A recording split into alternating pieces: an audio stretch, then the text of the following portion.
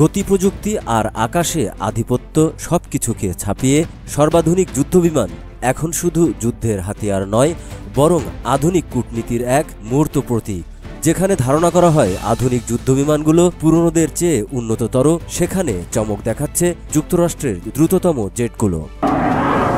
এই গতিদানবগুলো শুধু প্রতিযোগীদের পেছনে ফেলে দিচ্ছে না, বরং যুদ্ধবিমান প্রযুক্তির গতিময় ইতিহাসে নতুন অধ্যায়ের সূচনা করছে।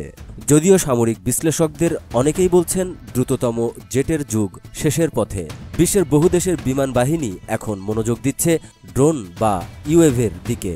তবুও এখনও কিছু যুদ্ধবিমান তাদের গতি ও ক্ষমতার জন্য ইতিহাসের সেরা জেট হিসেবে রয়ে গেছে। সবচেয়ে দ্রুততম জেটগুলোর তালিকায় আমেরিকাই শীর্ষ। সুখোই SU-57, SU-57 স্টেলথ, রাশিয়ার বহুল আলোচিত SU-57 স্টেলথ ফাইটার নিয়ে নানা সমালোচনা রয়েছে। স্টেলথ প্রযুক্তির দুর্বলতা এবং উন্নয়নজনিত জটিলতা থাকলেও গতি ও প্রযুক্তির দিক থেকে এটি উল্লেখযোগ্য। লকহিড মার্টিন F-22 র্যাপটর, বিশ্বের অন্যতম ব্যয়বহুল যুদ্ধবিমান এটি। 2 ইঞ্জিন বিশিষ্ট এই ট্যাকটিক্যাল ফাইটার কেবল আকাশে শত্রুদের দমনে নয়, গ্রাউন্ডে অ্যাটাক ও ইলেকট্রনিক ওয়ারফেয়ারও দক্ষ। মূলত সোভিয়েত ইউনিয়নের MiG-29 ও SU-27 এর জবাবে যুক্তরাষ্ট্র এটি তৈরি করে। দাশো মিরাজ 2000, ফ্রান্সের নির্মিত এই ফাইটার জেট শক্তিশালী আফটার রানিং টার্বোফ্যান ইঞ্জিনে চালিত, যার ফলে এর উড্ডয়ন হার প্রতি সেকেন্ডে 285 মিটার এবং গতি প্রায় 1450 মাইল প্রতি ঘন্টায়। MiG-29 ফুলক্রাম, রাশিয়ার তৈরি এই যুদ্ধবিমান এখনও সক্রিয়। অত্যাধুনিক MiG-29 ডিজাইন করা হয়েছিল আমেরিকার F-15 ও F-16 যুদ্ধবিমানের প্রতিদ্বন্দ্বী হিসেবে। গতি আর কৌশলে এটি আজও রাশিয়ার অন্যতম নির্ভরযোগ্য জেট। গ্রুমান F-14, নৌবাহিনীর ইতিহাসে সম্ভবত সবচেয়ে বিখ্যাত ক্যারিয়ার ভিত্তিক ফাইটার।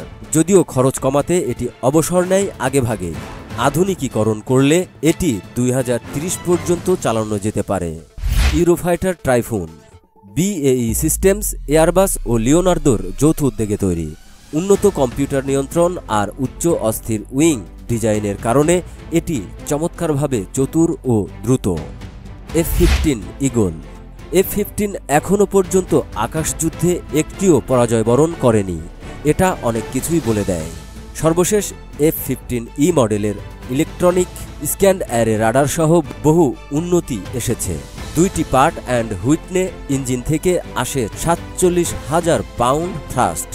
জেনারেল ডাইনামিক্স F-111, মাঝারি রেঞ্জের এই স্ট্রাইক ফাইটার কম রানওয়েতেও অবতরণে সক্ষম। রাতের আধারে নিচু উড়াল দিয়ে শত্রু শিকারের এই কুখ্যাতি 4000টির বেশি মিশনে মাত্র 6টি হারানোর নজির রয়েছে। যুদ্ধবিমানের ইতিহাসে এটি বিরল। চেংদু J-10, চীনের এই ফাইটার জেট একদিকে MiG-31 ও F-15C এর মাঝামাঝি অবস্থানে থাকলেও একক WS-10B ইঞ্জিনের কারণে এর থ্রাস্ট অত্যন্ত শক্তিশালী।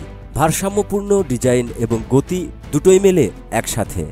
লকহিড YF-12, SR-71 ব্ল্যাকবার্ডের পূর্বসূরি এই YF-12 আসলে ম্যাচ 3 স্পিডের জেট। প্রোডাকশনে গেলে এটি MiG-25 ফক্সবাটেরও ওপরে থাকত গতি ও ক্ষমতায়। দ্রুততার যুদ্ধ কি তাহলে শেষ?